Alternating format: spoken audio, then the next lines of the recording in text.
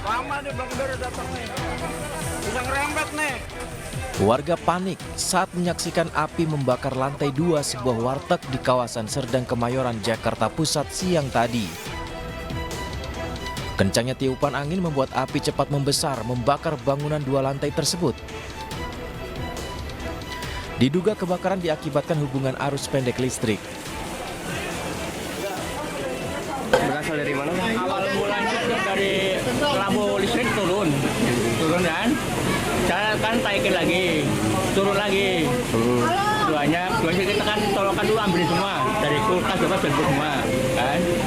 Jadi tolokin lagi, tahu-tahu tuh di atas udah nyala gitu. Tapi yang ngasih tahu tuh orang seberang yang jaga itu kotak kamar seberang. Petugas Sudin Penanggulangan Kebakaran dan Penyelamatan Kota Jakarta Pusat yang tiba di lokasi langsung berupaya memadamkan api agar kebakaran tidak semakin meluas. Setengah jam kemudian api akhirnya berhasil dipadamkan. Meski tidak ada korban jiwa maupun luka, namun kerugian yang diderita pemilik warteg dan kios ditaksir mencapai ratusan juta rupiah. Dari Jakarta, Rani Sanjaya, iNews melaporkan.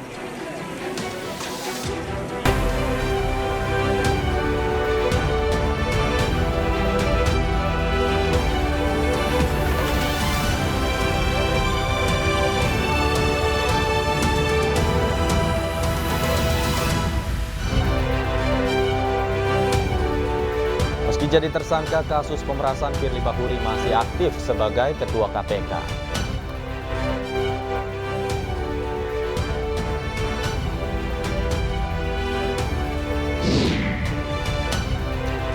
Demo ribuan kepala desa di depan gedung DPR berakhir ricuh.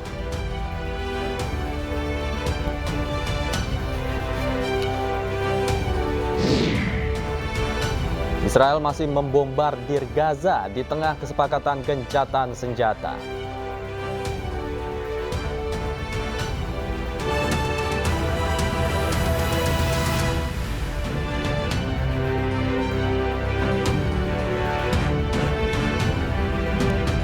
Selamat malam pemirsa, demikian tadi berita pilihan iNews sore hari ini bersama saya Davi Pratama. Pemirsa, Firly Bahuri ditetapkan sebagai tersangka kasus dugaan pemerasan terhadap mantan Menteri Pertanian Syahrul Yassin Limpo. Firly berstatus tersangka setelah Polda Metro Jaya melakukan gelar perkara dan mengantongi cukup bukti.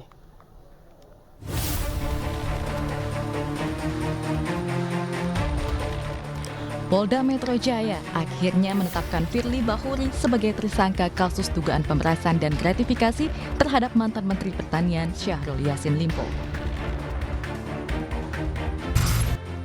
Penetapan tersangka Firly diumumkan setelah Polda Metro Jaya melakukan gelar perkara dan mengantongi cukup bukti. Telah dilaksanakan gelar perkara dengan hasil ditemukannya bukti yang cukup untuk menetapkan saudara FB selaku Ketua KPK RI sebagai tersangka dalam perkara dugaan tindak pidana korupsi berupa pemerasan atau penerimaan gratifikasi. Jabatan Ketua KPK yang diemban Firly semestinya selesai sampai di sini. Karena dalam Undang-Undang KPK termaktub, pimpinan KPK yang berperkara harus diberhentikan sementara melalui keputusan Presiden. Status Firly saat ini masih sebagai Ketua KPK. Pegiat anti korupsi pun mendesak agar istana segera memberhentikan Firly. Presiden Jokowi yang tengah bertugas ke Papua menanggapi penetapan tersangka Firly Bahuri. Hormati semua proses hukum. Hormati semua proses hukum. Yeah.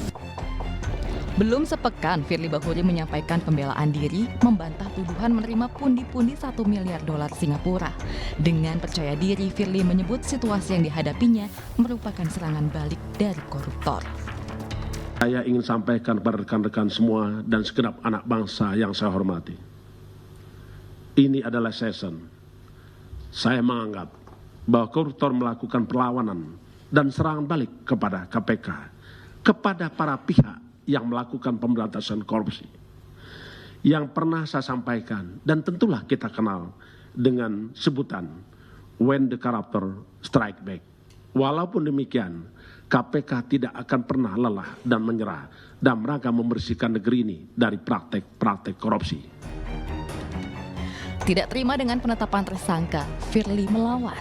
Perlawanan Firly diungkapkan oleh pengacaranya dengan alasan alat bukti yang disita tidak pernah diperlihatkan dan terkesan dipaksakan. Dari Jakarta, Tim Liputan iNews melaporkan. Komisi Pemberantasan Korupsi menyampaikan pernyataan resmi mengenai penetapan Ketua KPK Firly Bahuri sebagai tersangka pemerasan terhadap mantan Menteri Pertanian Syahrul Yassin Limpo. Hingga saat ini Firly Bahuri masih menjadi Ketua KPK sambil menunggu Kepres yang akan dikeluarkan oleh Presiden. Wakil siapa yang menjadi ketua, kan begitu kan? Ya, ini kita tidak berandai-andai, ya, tidak berandai-andai, dan kita juga tidak tahu, dan belum juga ada kepres dari Presiden. Dan sampai dengan saat ini, Pak Firly masih sebagai ketua KPK, kan begitu, dan menjalankan tugas seperti biasa. Kemudian terkait dengan kegiatan koordinasi kepolisian tidak ada persoalan. Karena ini menyangkut lembaga, bukan person, pribadi-pribadi. Jadi kalau terkait kelembagaan, ya nggak ada terganggu. Sama saja kita berkoordinasi dengan Kementerian Pertanian, sekalipun menterinya sudah kita tetapkan tersangka dan kita tahan. Jadi, sama sekali nggak ada gangguan terkait dengan koordinasi kerjasama sinergi dengan pihak kepolisian. Pemirsa, calon Presiden nomor urut 3 Ganjar Pranowo menyerahkan proses hukum yang menyeret Ketua KPK Firly Bahuri terkait kasus pemerasan Syahrul Yassin Limpo ke aparat penegak hukum. Namun Ganjar juga menilai kasus Firly Bahuri sebagai peringatan bagi para pemegang kuasa di Indonesia. Ini menjadi tersangka soal kasus dugaan suap ini, tanggapannya seperti apa, Pak? Ya, kalau penegakan hukumnya kita serahkan kepada penegak hukum ya. Kalau kita melihat berita itu, maka ini alert buat kita semuanya. Bahwa pemberantasan KKN masih menjadi PR besar di Republik ini. Mudah-mudahan semuanya menjadi sadar dan para mereka siapapun yang akan berada pada posisi yang akan menentukan, memimpin, hati-hatilah pada soal ini. Reformasi 98 salah satunya mengingatkan pada kita semuanya agar KKN itu diberantas. Pemirsa, praktisi hukum Indonesia yang tergabung dalam pergerakan advokat atau Perekat Nusantara dan Tim Pembela Demokrasi Indonesia kembali melaporkan Anwar Usman ke Majelis Kehormatan MK. Anwar Usman diduga kembali melakukan pelanggaran etik dan perilaku hakim konstitusi. Pelanggaran kode etik Anwar Usman diduga terjadi pasca putusan Majelis Kehormatan MK. Anwar Usman dinilai berupaya mengalihkan isu usai dipecat dari jabatan Ketua MK karena terbukti melakukan pelanggaran berat kode etik kehakiman. Sehari setelah jatuhnya putusan MK, Anwar Usman menyampaikan keberatan dan menuduh Ketua MK terdahulu kerap memutus perkara karena kepentingan pribadi. Reaksi tersebut dianggap merupakan bentuk kepanikan dan ketidaksiapan Anwar Usman kehilangan jabatan Ketua Mahkamah Konstitusi. Pernyataan hakim terlapor yaitu Anwar Usman yang akan kami laporkan kembali. Bahwasanya pada masa MK diketuai oleh Jimli Asidiki, Mahfud MD, dan Hamdan Julfa, serta Arif Hidayat, telah terjadi konflik interest dalam hal uji material pasal Undang-Undang MK. Jelas, tuduhan itu adalah sangat ngawur, tidak etis, fitnah, tidak bertanggung jawab, dan mencari pembenaran atas sikapnya Anwar Usman yang sudah diberhentikan. Ribuan kepala desa yang tergabung dalam Asosiasi Pemerintahan Desa berunjuk rasa menuntut revisi Undang-Undang Nomor 6 Tahun 2014 terkait dana desa. iNews Sore segera kembali.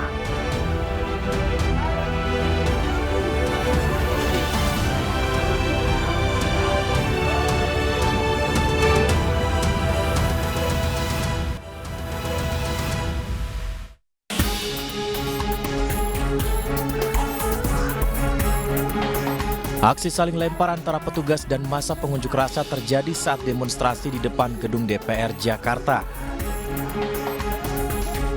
Sekitar 5.000 kepala desa yang tergabung dalam Asosiasi Pemerintahan Desa berunjuk rasa menuntut revisi Undang-Undang Nomor 6 Tahun 2014. Selain melempar botol air mineral, massa juga membakar spanduk dan mencoba masuk ke dalam gedung DPR. Mereka menyampaikan beberapa tuntutan seperti kebebasan pengelolaan dana desa dan perpanjangan masa jabatan kepala desa yang semula 6 tahun menjadi 9 tahun. Kita merasa bahwasanya selama 9 tahun ini hampir 1 dekade amanat undang-undang desa belum juga diberikan seutuhnya kepada negara. Belum diberikan seutuhnya kepada kami dari pemerintah. Maka dari itu pada prinsipnya kami berdiri di sini untuk menuntut, satu, diberikannya kedaulatan dalam mengelola dana desa kami. Yang kedua, untuk teman-teman kepala desa meminta untuk perpanjangan masa jabatan karena apa? Dinilai dalam 6 tahun belumlah cukup untuk mengatasi segala hal yang ada di desanya. Akibat unjuk rasa, polisi melakukan pengalihan arus lalu lintas di sekitar Semanggi arah ke Selipi.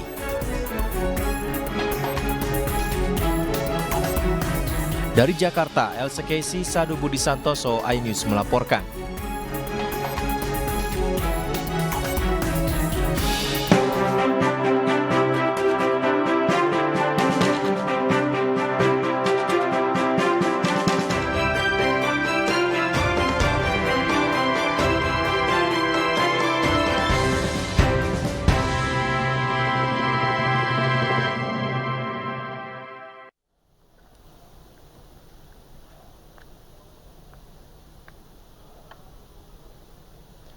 Pemirsa, dugaan perangkat desa mendukung salah satu capres ramai menjadi sorotan belakangan ini. Menariknya, Ketua Asosiasi Pemerintah Desa Seluruh Indonesia, Arifin Abdul Majid, membantah bahwa organisasinya terlibat dalam acara dukungan untuk salah satu capres.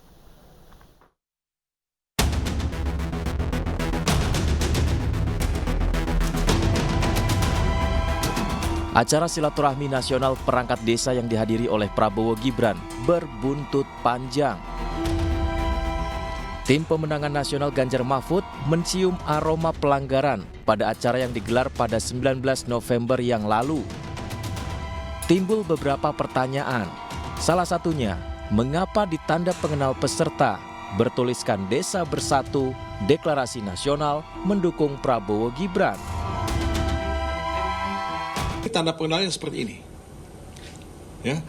Jadi tanda pengenal itu ada tulisan Desa Bersatu, Deklarasi Nasional Desa Bersatu untuk Indonesia Maju, dan kemudian ada foto Capres dan Cawapres Prabowo Subianto dan Gibran Rakabuming Raka. Kalau kepala desa dan perangkat desa, mereka yang mengorganize pertemuan itu ingin bersikap netral. Benarkah dugaan aparat desa secara struktur asosiasinya ada kecenderungan tidak netral? Menariknya, dalam dialog iNewsroom kemarin, Ketua Asosiasi Pemerintah Desa Seluruh Indonesia, Arifin Abdul Majid, menyatakan ada oknum yang mengatasnamakan abdesi untuk kepentingan tertentu, padahal tidak memiliki legalitas. Ini sudah dikuatkan oleh Haki ya, mendapatkan sertifikat merek dari Kemenkumham yang kemarin dikeluarkan bulan Mei tahun 2023. Oke, artinya maksud Anda perangkat desa yang kemarin yang mengatasnamakan abdesi di sana bodong, artinya tidak memiliki legalitas? Ya, kalau lihat secara aspek hukumnya itu nggak memiliki, karena tidak mungkin ada ganda kepengurusan. Biarpun mereka itu mengatasnamakan abdesi, coba lihat dulu mereka itu abdesi itu dasarnya apa. Arifin akan bertindak tegas jika ada yang mengatasnamakan abdesi, karena aparat desa tidak boleh terlibat dalam politik praktis. Dari situ kami udah teriak bahwa abdesi tidak mendukung itu, dan sekarang kejadian lagi. Ya mau tidak mau kita harus bertindak tegas. Hal senada disampaikan oleh Menteri Desa Pembangunan Daerah Tertinggal dan Transmigrasi, Abdul Halim Iskandar. Ia menyebut berbahaya jika perangkat desa tidak netral, karena perangkat desa lazim direkrut sebagai panitia penyelenggara pemilu di TPS. Dalam pemilu itu gimana? Harus netral atau? Harus netral. Iya, makanya Makanya dia kemudian KPPS, itu kan dari mereka sebagian besar. Ya itu harus netral, loh enggak bahaya itu. Tapi tetap boleh punya hak pilih ya? Oh iya, semua punya hak pilih. Kecuali TNI kan. Apa? Datang kampanye kita boleh? Nggak boleh. Secara aturan, netralitas aparatur sipil negara tercantum dalam Undang-Undang Nomor 6 Tahun 2014. Lantas, mengapa seolah aturan ini diterabas? Tim Liputan iNews melaporkan.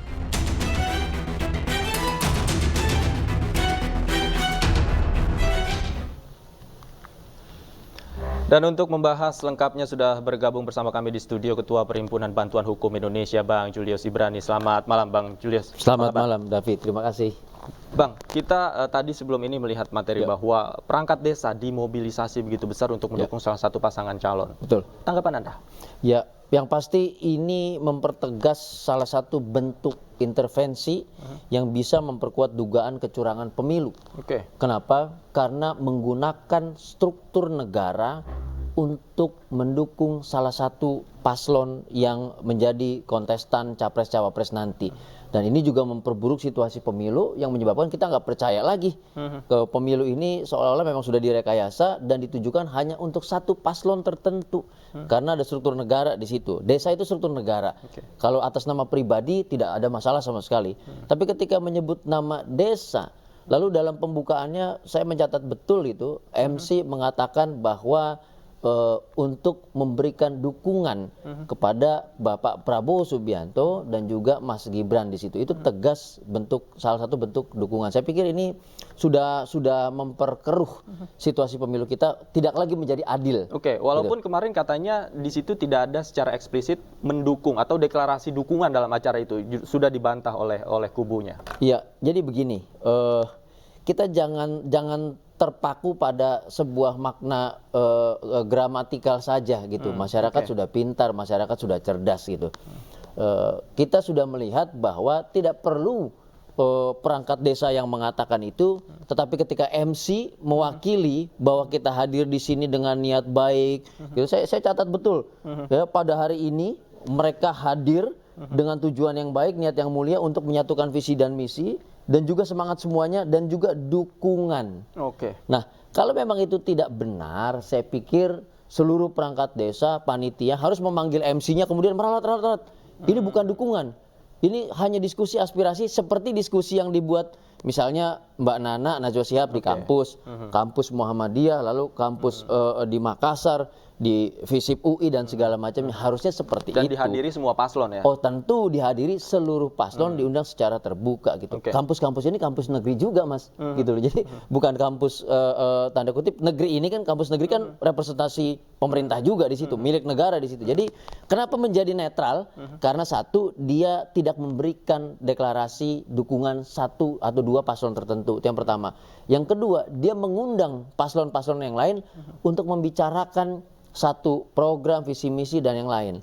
Nah makanya kita bilang juga kalau memang dia bicaranya oh ini tidak ada deklarasi, ya tapi MC menyatakan demikian, tidak dibantah. Itu pertama. Yang kedua, substansinya ya. Dikatakan dikatakan begini, memberikan dukungan kepada Bapak Prabowo dan Mas Gibran. Nomor berapa? Nah itu materi kampanye.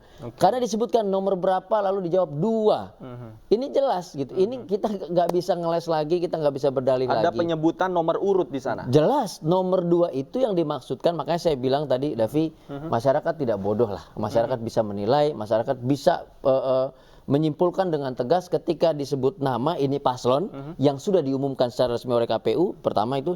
Yang kedua menyebutkan angka 2. Nomor berapa? 2. Itu angka yang ditetapkan oleh KPU melalui SK sebagai paslon capres cawapres. Itu materi kampanye. Kita nggak bisa ngeles lagi di situ. Jadi jelas ini menyalahi aturan. Dan saya pikir Bawaslu tidak perlu menunggu ababibu segala macam, harus diperiksa. Gitu. Oke. Dari kacamata Anda, siapa yang memiliki kepentingan dalam deklarasi tersebut? Walaupun tadi dibantah bukan deklarasi. Siapa yang mobilisasi itu dan tujuannya apa? Oh jelas, kita kalau mau mundur ke belakang, jadi segala sesuatu fenomena yang terjadi hari ini itu bukan dipersiapkan 1-2 jam sebelumnya, enggak. Kalau kita lihat aparat desa yang sama, tanda kutip, menuntut perpanjangan masa jabatan. Kalau kita lihat lagi, TNI juga sama sebelumnya minta perpanjangan masa jabatan. Kita tahu di tahun politik ini salah satu yang mewarnai tahun politik selalu adalah permintaan perpanjangan masa jabatan. Dengan demikian orang-orang yang pensiun apa segala macam ditunda dan artinya menambah banyak mesin-mesin politik. Ini harus kami katakan dengan tegas demikian karena tidak terjadi kalau bukan tahun pemilu. Gitu. Nah, itu yang pertama. Yang kedua, karena ini struktur negara, maka tentu ada pucuk pimpinan dari struktur negara kita, yaitu kepala negara sekaligus kepala pemerintahan. Kalau kita bicara desa, maka ada Kementerian PDTT di situ, Kementerian Desa, dan penanggung jawab atau pemangku kepentingan tertinggi dari desa, Kementerian Desa adalah Presiden RI. Kita bisa menegaskan begini, dalam satu tindakan hanya ada dua kemungkinan, dia diperintah atau dia didiamkan seolah-olah menyetujui apa yang dilakukan. Nah, kami melihat di sini baik Kementerian Desa ataupun Presiden Joko Widodo tidak membuat satu statement tegas, tidak menindak juga, tidak mengklarifikasi juga, yang artinya di situ harus dianggap sebagai sebuah persetujuan. Maksud Anda ada pembiaran begitu? Betul sekali. Kita mau pakai pembiaran boleh, tapi kalau saya mau melihatnya gini, ini sudah ramai. Yang ngumpul bukan 1-2 orang, tapi ribuan orang di sana. Artinya sudah pasti Menteri tahu, sudah pasti Presiden tahu. Jika tidak dilakukan penindakan apapun, kita bisa bilang dengan bahasa politik yang sering digunakan para politisi, ada restu di balik pertemuan itu. Kita mesti berasumsi begitu. Kenapa hari ini nggak ada statement tegas, hari ini tidak ada pemeriksaan, tidak ada teguran dan yang lain. Gitu, walaupun faktanya ternyata Abdesi ini terbelah, Mas Julius. Kemarin juga saya berdiskusi dengan Ketua Abdesi yang kubunya mengatakan dia memiliki surat Kemenkumham, tidak hadir dan tidak mengetahui acara di sana. Artinya tidak semua juga perangkat desa ini dimanfaatkan untuk acara tersebut. Nah, itu satu temuan yang menarik gitu, karena ada problematika terkait dengan legalitas asosiasi. Itu penting untuk ditindaklanjuti juga, dan yang berhak adalah pengurus yang resmi yang tercatat di Kementerian Hukum dan HAM ataupun di Kementerian Dalam Negeri, Kesbangpol. Tapi yang mau saya catat begini, ingat bahwa Presiden Joko Widodo dengan posisi sebagai kepala negara, kepala pemerintahan, presiden, anaknya ini maju dalam kontestasi pemilu. Dia penguasa, pemegang kekuasaan struktur negara. Penyebutan kata desa itu merepresentasikan struktur negara di situ, baik struktur negara dalam arti kepemerintahan desanya ataupun pimpinan kepala desa sebagai perangkatnya. Nah, artinya dia mau mengatakan bahwa negara di level terendah pemerintahan desa itu menyetujui satu calon tertentu sebagai presiden dan wakil presiden. Menurut Anda mengapa kemudian mereka ini ingin hadir di sana? Apakah ada muatan iming-iming di dalamnya? Oh jelas, kan tadi saya bilang latar belakang sudah ada perpanjangan masa jabatan. Kemudian kami juga mendengar sebelumnya akan ada penambahan anggaran untuk desa yang tadinya 1 miliar menjadi 5 miliar dan yang lain. Kita tidak bisa melepaskan hal-hal seperti ini ketika kita berada pada satu momen di mana kita akan menyelenggarakan pemilu. Ketika tidak ada pembicaraan misalnya mengenai ternyata jumlah masyarakat miskin bertambah di desa. Ternyata sembako kian jarang di desa. Ternyata butuh subsidi untuk sawah, pupuk dan segala macam. Kalau nggak ada pembicaraan itu, tiba-tiba masa jabatan naik, tiba-tiba anggaran juga naik gitu. Padahal permasalahan desa nomor satu yang sering kami diskusikan adalah banyaknya perangkat desa yang terlibat dalam kasus korupsi anggaran desa. Itu didiskusikan nggak? Itu fakta menarik. Kalau kita melihat fakta itu, ya PBAI mencatat setidaknya ada 400-an perangkat desa yang terlibat dalam kasus korupsi, gitu. Lalu kenapa ini tidak dibicarakan? Kenapa yang diminta bukan justru mekanisme pengawasan yang begitu ketat bekerja sama dengan kepolisian, kejaksaan, KPK, tapi malah perpanjangan masa jabatan? Tidak relevan. Ketika terjadi kasus korupsi yang melibatkan lebih dari 400 perangkat desa, kenapa dia tidak dibicarakan mekanisme penganggaran, mekanisme penggunaan anggaran dan pelaporan segala macam yang semakin ketat dan mungkin electronic budgeting, electronic system dan segala macam. Enggak, malah penambahan anggaran. Ini sesuatu yang tidak relevan. Jadi inilah yang kami katakan bahwa ini tahun-tahun politik. Kuat sekali kepentingan politik di balik perubahan-perubahan yang mendadak ini. Jika betul demikian, Mas Julius, siapa yang harus bertanggung jawab dan siapa objek yang akan dilaporkan ke Bawaslu? Jelas nomor satu adalah kita mesti lihat siapa yang hadir di situ. dan siapa panitianya, kemudian siapa yang menggagas mengundang satu paslon tertentu, di situ ada Prabowo Gibran, dan kemudian siapa yang menggagas menggunakan nama desa.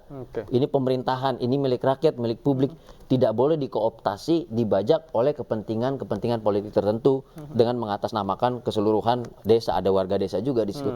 Bawaslu harus periksa tanpa perlu mengeles. Kami mendengar Bawaslu mulai ngeles, oh ini bukan masa kampanye.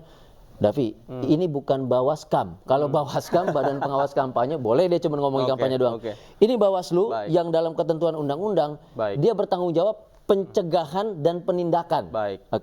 Terhadap penyelenggaraan pemilu, bukan cuma kampanye. Gitu, artinya sebelum penindakan juga harus ada pencegahan. Ada pencegahan di situ. Dan ini diuji Bawaslu-nya apakah berani atau tidak menindak ini ya Bang. Betul. Nah, makanya jangan sampai Bawaslu menjadi Mahkamah Konstitusi kedua. Baik. Yang tidak beretika dan tidak bermoral. Oke, kita nantikan sama-sama seperti apa gebrakan dari Bawaslu, apakah berani menindak atau tidak. Terima kasih Bang Julius sudah hadir bersama kami di iNews Sore.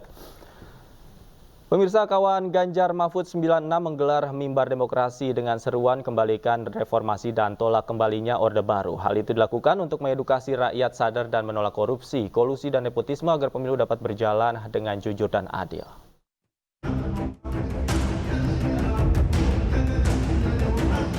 Putusan MK mengenai persyaratan Capres dan Cawapres beberapa waktu lalu masih menjadi kontroversi di publik karena dianggap mencederai hukum dan demokrasi di Indonesia. Hal itu membuat kawan Ganjar Mahfud 98 menggelar mimbar demokrasi di halaman Tim Koordinasi Relawan Pemenangan Presiden TKRPP di kawasan Menteng, Jakarta dengan menyerukan kembalikan reformasi dan menentang kembalinya Orde Baru. Orde Baru yang mulai bangkit lagi, kami sejak Orde Baru itu banyak hal yang kita lawan, terutama adalah mengenai duifungsi TNI yang ini ternyata sudah mulai dihidupkan kembali. Terus kemudian juga perlawanan kami terhadap KKN, kolusi korupsi dan nepotisme, itu juga mulai ada lagi muncul bakat-bakat dari kolusi korupsi dan nepotisme, dan itu harus kita lawan dan harus kita menangkan Ganjar Mahfud. Ya, kami dari gerakan pemenangan Ganjar Pranowo saat ini memang sangat fokus terhadap pergerakan kami sampai di akar rumput, di mana kami selalu menggunakan seluruh lapisan elemen masyarakat untuk memperjuangkan kemenangan Bapak Ganjar Mahfud. Dalam interval waktu kurang lebih 2 bulan ini, kita menghindari seluruh opini-opini publik yang akan mencederai kontestan kami, yaitu Pak Ganjar dan Pak Mahfud. Melalui mimbar demokrasi ini, kawan Ganjar Mahfud 98 hendak mengedukasi dan mengajak rakyat Indonesia untuk kembali ke reformasi 1998 dan menolak neo-orba untuk keberlangsungan pemilihan pemimpin Indonesia yang jujur, terbuka, dan adil. Dari Jakarta, Ismalia, Dede Rudi, Andri Setiawan, iNews melaporkan.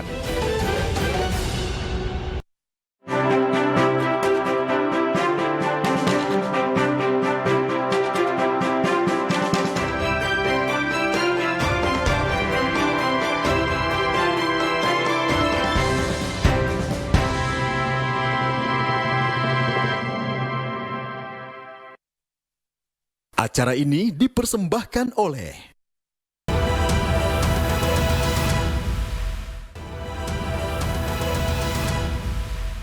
Mercy Indonesia mengklarifikasi kondisi 3 relawannya di Rumah Sakit Indonesia di Gaza, Palestina yang semula dikabarkan hilang kontak. Ketiga relawan Mercy dalam kondisi baik dan tengah menunggu dievakuasi.